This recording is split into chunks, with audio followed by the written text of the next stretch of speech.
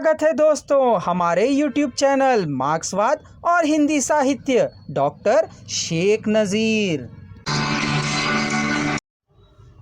क्रांति की आवश्यकता तभी आती है जब मानव समाज वर्गबद्ध हो। इस वर्गबद्ध समाज को वर्ग रहित करने के लिए कुछ सिद्धांतों का सहारा लेना अनिवार्य है।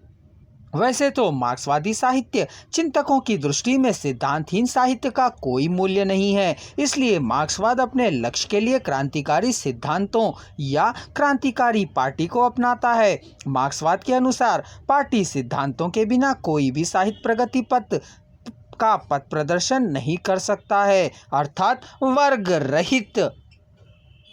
समाज निर्माण में सिद्धांतहीन साहित्य का कोई उपयोग नहीं है। लेनिन ने यह ठीक ही कहा है कि जो समाज वर्गों में बटा हुआ है वहाँ उन वर्गों की उपेक्षा करके साहित्य की रचना करना असंभव हो जाता है। साहित्य और राजनीति के संबंध में उनकी मांग यह थी कि समाचार पत्रों को पार्टी संगठन के मुख्य पत्र होने चाहिए और उनके लेखकों को हर तरह से इस संगठन के सदस्य होना चाहिए। प्रकाशन और वितरण केंद्र, किताबों की दुकानें और इसी तरह से अन्य प्रतिष्ठान सबको अनिवार्य रूप से पार्टी के नियंत्रण में होने चाहिए।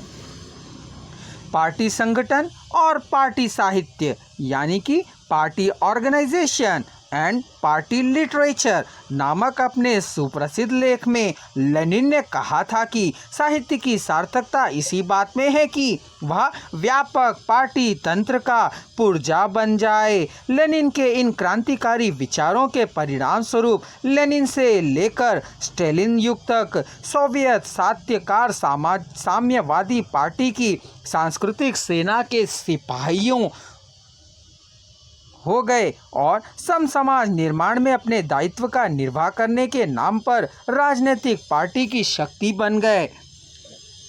श्रुष्यों ने भी लेखकों तथा कलाकारों को पार्टी के मित्रों तथा सदस्यों का दर्जा दिया था। साहित्य एवं कला पर आलोचना करते हुए माओ त्से-तुंग ने यह निष्कर्ष निकाला है कि साहित्य के लिए सामाजिक आवश्यकता है, राजनीति के बिना साहित्य का कोई मूल्य नहीं।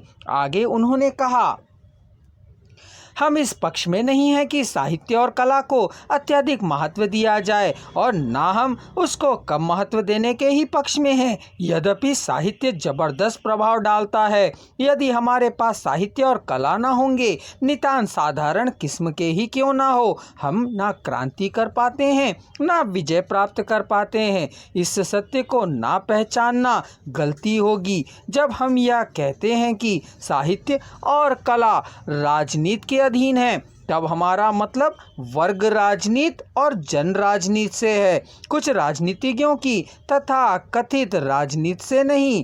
राजनीति चाहे क्रांतिकारी हो या क्रांति विरोधी, दो विरोधी वर्गों के संघर्ष का प्रतिनिधित्व करती है। वह अलग अलग व्यक्तियों के चरित्र वैचित्र का प्रतिनिधित्व नहीं करती।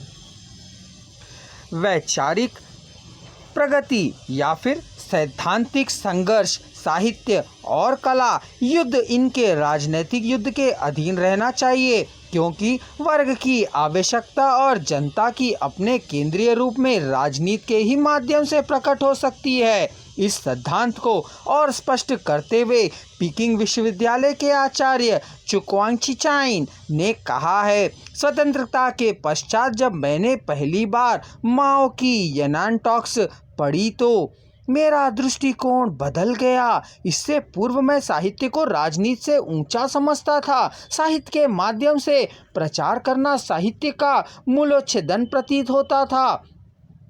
साहित्य कृतियों के मूल्यांकन का आधार कलात्मक ही उचित लगता था, लेकिन अब मुझे ज्ञात हुआ है कि माओ के इस कथन में तथ्य है कि साहित्य को राजनीति का सेवक होना चाहिए। वर्गगत समाज में राजनीति प्रथम और कला दूसरी कसौटी होते हैं। मैं पहले उच्च वर्ग के लिए लिखता था, किंतु माओ ने मेरा पथ प्रदर्शन किया और बताया कि श्रमिकों, किसानों, सिपाहियों तथा देहाती बुर्जुआ के लिए भी लिखना चाहिए।